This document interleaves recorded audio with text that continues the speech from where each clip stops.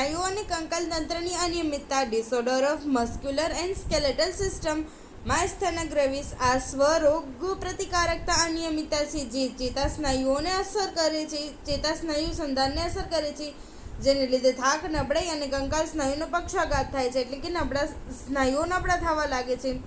Muscular dystrophy મોટાભાગે જનીનની ખામીના કારણે કંકાલ સ્નાયુ ધીરે ધીરે અપકર્ષણ થાય છે. ટીટેની દેહજાળમાં કેલ્શિયમ+2નું પ્રમાણ ઓછું થવાને કારણે આપોઆપ સ્નાયુઓનું સંકોચન થાય છે. આર્થરાઇટિસ સાંધાઓમાં સોજો આવો જેને આર્થરાઇટિસ કહે છે. ઓસ્ટિયોપોરોસિસ અસ્થિ સુષુરતા ઉંમર વધવા સાથે થતો રોગ છે જેમાં અસ્થિદ્રવ્ય ઘટતું જાય છે, એટલે કે ફ્રેક્ચર આવવાની સંભાવના વધતી જાય છે.